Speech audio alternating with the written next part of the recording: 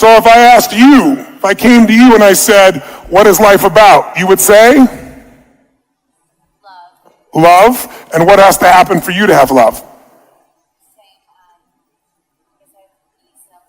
I have to be someone. Mic runner, please. I have to be someone. I have to. Who do you have to be? Same thing. I feel like I have to be perfect. Yes. I just want you to know her sister was right across from her. I saw her eyes, and you could just see her processing the same things. You have to be perfect in what way? I feel like I have negative self-talk, and I feel that I'm always trying to please everybody. How well does it work? People that I know, people that I don't know. People you know and even people you don't know you can please. People that I know and people that I don't know. And how well is that working? Oh, it's awful. I don't even know what people are thinking, so how can I even please them? But you're constantly wondering what they're thinking, aren't you? Exactly. Yes. Are you wondering what he's thinking? I don't think he's thinking, right? You don't think he's thinking? No, but I'm constantly thinking about what other people are thinking, Say again? I'm constantly wondering, what people are thinking, and I'm wondering if and they don't even know me. I don't know them. I don't know if they're thinking if I'm ugly, if I'm, anything. So and I'm always thinking, how can I adjust myself in order to please them? But how can I please them when I don't even know what they're thinking and they're not thinking anything about me? And what if you aren't even that significant to them, they don't even notice you? That's what I am. And I have to, remind when I go to, local Starbucks that nobody knows me, but it's all that negative self-talk that I feel like it's on my own, perceptions. Whose love did you crave? My mom. And who did you have to be for your mom? I had to be perfect. I had to be perfect. Exactly what. Yeah. And what did perfect look like for your mom? I couldn't really show my emotions. You're female and you're not going to show your emotions. That'll work really well. Okay. I'll just give you an example. When I want to post something on Facebook, my mom will reach out to me and say, "You need to take that down. It's too How old political." Are you? I'm 29. I see. And so your mom is still monitoring your Facebook entries. She's still monitoring my Facebook. Both these mothers right now, listen to me. Fathers, listen to me.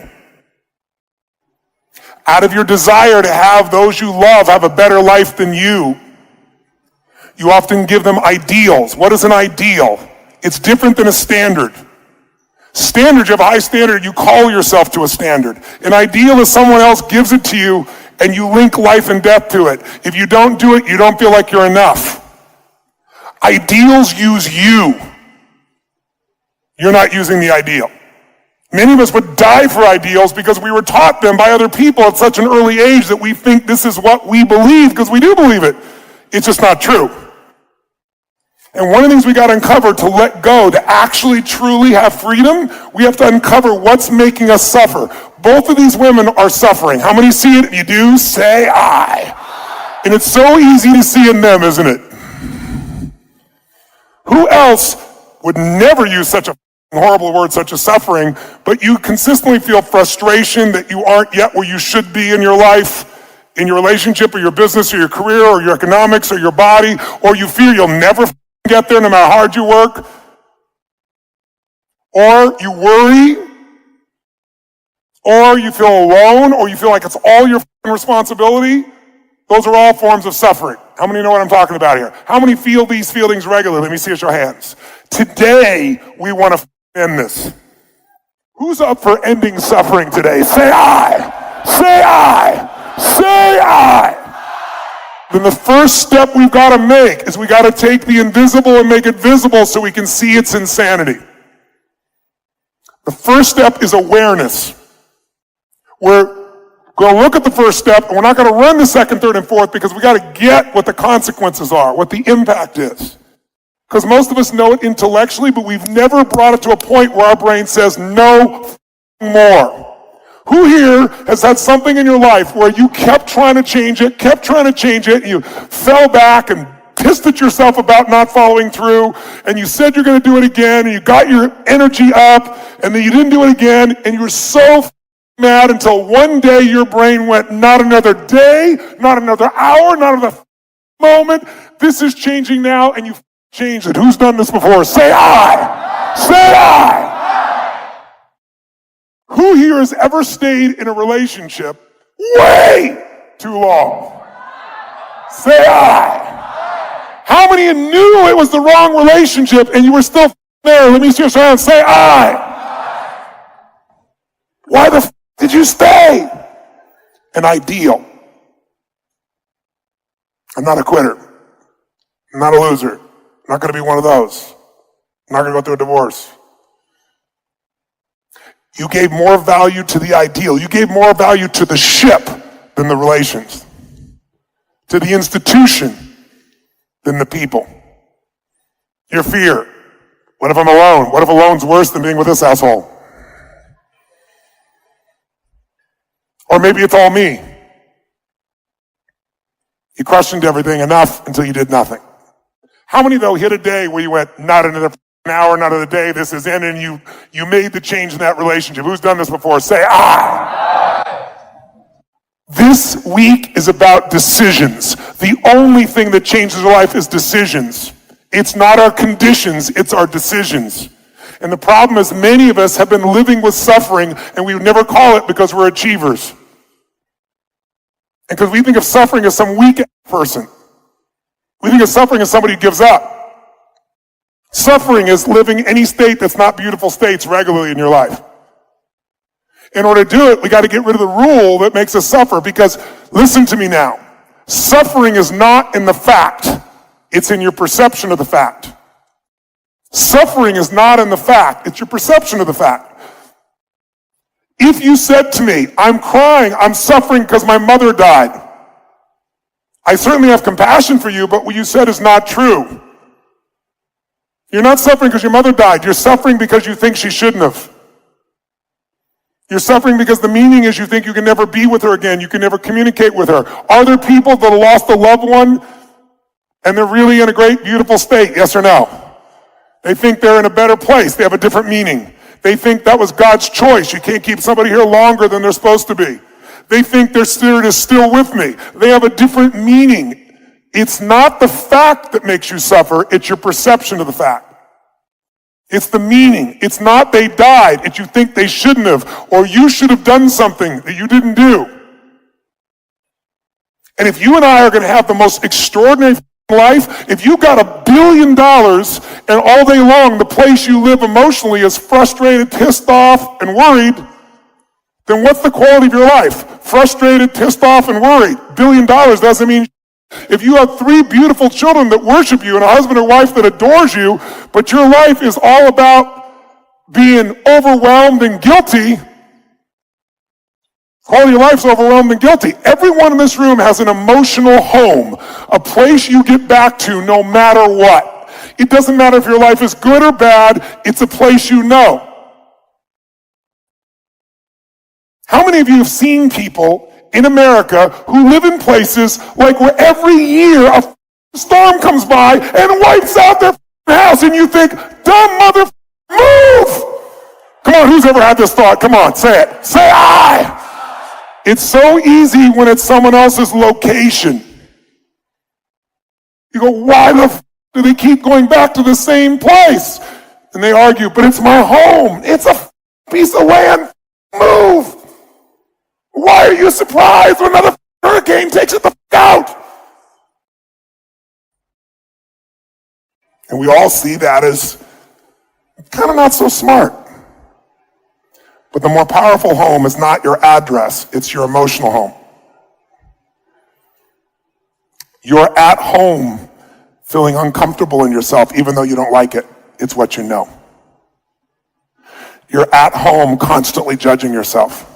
You find a way to get there, even if there's no stimulus in the environment. And we can blame our parents, but all our parents were amateurs. They did the best they could. Most of them had an amateur parent. And they had amateur parents. And no one teaches us how to live, because it wasn't that long ago that most people were trying to survive. Today we have this incredible ability that we can come here for 6 days, even if it's incredibly hard, even if it's incredibly expensive for your time and your energy and travel. To have 6 days to work on you is a pretty amazing privilege, isn't it? What's life about? Growth. Life's about showing up every day to try and be better than you were yesterday, exploring, adventure, friends, being a father. Great. Tell me, why did you come to this program? This is my second one. Repetition. Yes.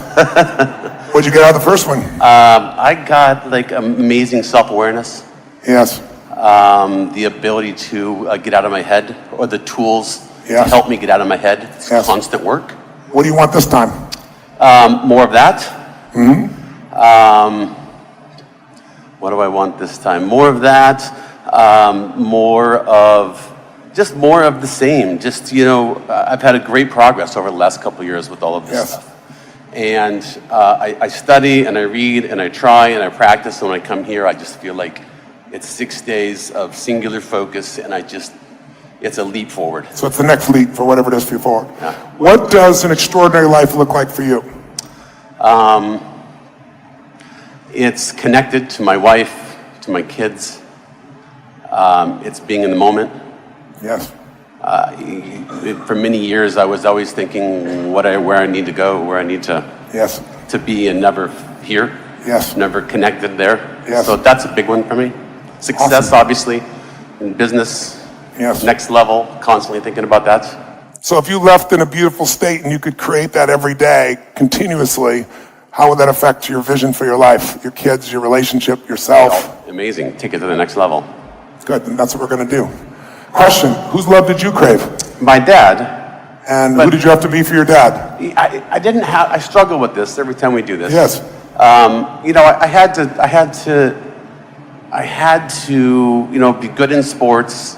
I didn't have to achieve that much. My mom was kind of neutral. So I've always struggled with this one. I didn't really have, that I'm still trying to discover. I understand. This all helps me, but I don't have a big Your first track. gut, for my dad, I had to be. For my dad, I had to be good at sports. Good sports, were you? Yeah. Good. For my dad, I had to be. I don't know. There you Good, go. just a good. Good. Good kid. Not Good great, kid. not great, not bad, just kind of there. And were you? Yeah. And are you good today? Yeah, I'm better today. That's good. I find it easy just to show up and be good. You find it easy to do that? And I have to push myself to get to the next level. How many heard that? Raise your hand if you hear it. His father's model was not perfection. His father's model was good, and he finds himself easy to get to good because it's what he knows, hard to get to great because not what he knows. A different emotional home. Raise your hand if you see the variety here. Now, these two both have the same language, but it gets executed in a different way in their bodies as well. Where is your emotional home? I'll give you an example. On 9/11, I was in Hawaii. I was doing a 10-day program there called Certification. Anybody in the room who was there with me? Anybody was there? A couple people. And that night, we used to do this incredible opening. I hired the people from Cirque du Soleil in Las Vegas, and we did this incredible magic piece and music, and people for a year waited to go to this program, and it would start with this explosion, and all of a sudden I would just appear on the stage out of an explosion. And then all of a sudden people come down in tubes, these women dancing, and this crazy was happening, and then all of a sudden I climb in this thing and went up to the ceiling, and then boom, a light would flash, and I'd disappear, and all of a sudden it was very high ceilings, 50-foot high ceilings in this place, and I was at the back, the lights would go back at the back of the room, up on the top of the ceiling, and I come down on a rip wire across the top of the audience, and then explosions would go off, and then I'd reach into my chair and find these sticks, and I'd point to everybody, and they'd reach into the chair, and everybody had sticks, and we're cranking these sticks. Explosions, energy takes it to a peak, right? And people are like going crazy, and then I just stood there, and I had what I was going to say, and I didn't say what I was going to say. I said this. I waited until everyone was silent, and I said, living. When do people really start to live? I said, when they face death. And then I went off on a 10-minute riff about death that I'd never done, never intended, never even thought of. And I talked about if you were going to die at the end of this week, who would you call? What truth would you tell? What emotion would you share? What would you say you were sorry for? Who would you tell you loved? How would you live if it was the last week of your life? How much energy would you put out? How hard would you dance? How high would you jump? How much would you laugh? How much would you take in the people around you? The beauty of life. I went on and on and on this. I said at the end, I don't think you're going to die this week, but perhaps you should act as if you were. We went to bed that night, and at 2 o'clock in the morning, 2:30 in the morning, our time, the first towers hit. At 3 a.m., the towers came down. I'd just gone to sleep. My staff came to wake me up. And then all hell broke loose because we had people in that room from 38 different countries. We were translating 5 or 6 languages. We had every religion, every background, every nation basically represented in that room. And it was total pandemonium. Some people were actually uncontrollably in agony, crying out of control. There were tons of people who had worked in the World Trade Center, and they would have been dead if they'd been at work that day. They were at the seminar instead, but all their friends were there, or family members. If you recall, you couldn't get on a plane and all communication was cut. So everyone's living in uncertainty. There were people that were celebrating it as a victory, and then other people that were fighting, trying to beat the hell out of each other. Because some were saying it's celebration and some were saying it was the end times. Some people were comforting others. Some people were crying out of control. Some people were angry. Some people were celebrating. Every emotion you could imagine was in that environment. And no one wanted to come to class, and everybody told me we were going to cancel class. I said, F that. The day's theme was emotional mastery. I said, you get everybody in that room.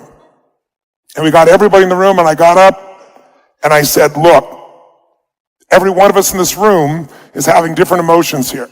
And by the way, the Australians, we had a ropes course, and every morning a different team would go out there. The Australians were doing the ropes course, and the Americans were going crazy, how disrespectful they are, out there cheering and chanting when 3,500 people just died in America. And their thing was, like this happens everywhere all over the world. Why should we feel like shit? And they had the hotel management out there and fights breaking out. So I brought everybody in, and I said, this is what I want you to do.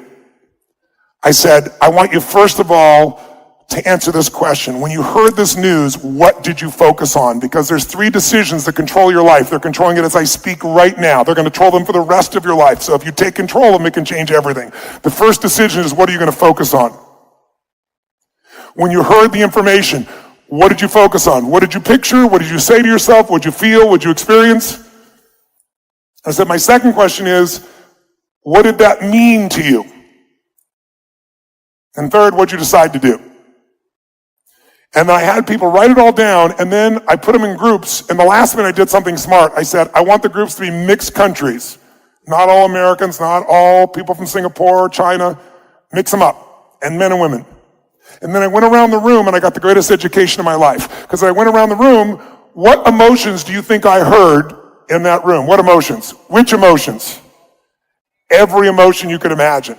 And people had it with such intensity. There was this one woman, she had this thick accent, and she was, I hate this, this is miserable, this is horrible. She was spitting because she was talking so intensely, and there's so much rage coming out of her. But her accent didn't sound like she'd been in the United States very long. So I said, how long have you lived in the United States? She said, I don't live in the United States. I said, well, do you have family here? She said, no. I said, do you have like friends in New York? She said, no. I said, so you're not from America, you know no one in America, you know anybody from New York? What are you so angry about? She goes, it's just wrong, it's wrong. And she went crazy. And I looked at her and I said, you're always angry, aren't you? And she went, no. I'll never forget. She was unnerved by it. I said, come on, it's just you and me. You kind of like being angry. And she looked at me and said, I don't like being angry. I said, honestly, how often are you angry? Would it be fair to say you're angry every day? Maybe. I said, what is anger? And she looked at me for a moment. I'll never forget. Her face went up. She goes, it feels like jet fuel. Anger makes you feel certainty. Anger makes you feel significant. The two needs most people, unfortunately, have at the top of their list. And it doesn't take anything. You don't have to do anything good. You don't have to take any risks. All you have to do is get pissed. There's another woman in the same group who was feeling so unbelievably guilty. She said, I felt so guilty. She's sharing the group. I pictured the plane blowing up. And then the next thing I focused on is it means I'm not there. There are people I could have helped as a nurse and I'm not there. I'm trapped on this island. People are going to die because I'm not there. It's my fault. And she's beating herself up over and over and over again. And I said to her, I said, how often do you feel guilty? And she heard what I said to the other woman, and she said, I said, are you guilty every day? Yeah. You find something to be guilty about every day? As I went around the room, guess what I figured out? Everybody has an emotional home, and they use whatever happens in the environment to go there. Whether it's good or bad, they find a way. So perhaps it's time to move. Perhaps it's time, if your home is not what you want, if it's the ghetto emotionally, perhaps we should move. If it is really nice, perhaps it's time to upgrade. Why settle? And by the way, one woman raised her hand, I'll never forget, and her face just looked drenched. She'd been crying for hours. And she said, I just want you to know that last night when you got up and talked about death, she said, I realized at the end that my boyfriend asked me to marry him, and I told him no, because my previous boyfriend was kidnapped and killed. I just wasn't ready. And he said, if you go to that seminar and you tell me no, it's over. She said, I said to him, then it's over. If you're going to threaten me, I'm going anyway. And she goes, when you said, who would you call? Who do you love? What would you express? She said, I realized I need to call him. She said, but it was the middle of the night, so I called him, left a message at his office in New York at the top of the World Trade Center. And she said, I told him I love him and that I want to marry him and I can't wait to be back with him and please forgive me. And she starts bawling uncontrollably again. And she said, he called me back and I slept through the message. I recorded here's to share with you. And we got her microphone, she played it. And her fiance says, honey, I love you so much. And you can hear his voice cracking. He says, I can't tell you what it means to me to have you leave me this message. I'll never forget it. It's in my soul. But I have some bad news. And then his voice cracks again and he said, I'm at the office. I don't know what it is. There's been some kind of a bomb. The building is burning down and there's no way out. So I just want you to know I got your message and I love you so much. And you're probably asking yourself how this could happen twice in your life with men you loved. He said, I don't know what to tell you except, honey, in the future, don't hesitate to love. Don't hesitate. I love you. Goodbye. And he hung up. And we're all in tears. And this man stands up and says, I'd love to hold your hand and say I'm sorry, but it's retribution. True story. And a war was about to break out. And this man says, listen, he told people earlier today, he'd been trained in an Al-Qaeda camp. His dad got him out, sent him to Berkeley, which some people think is like an Al-Qaeda camp, actually.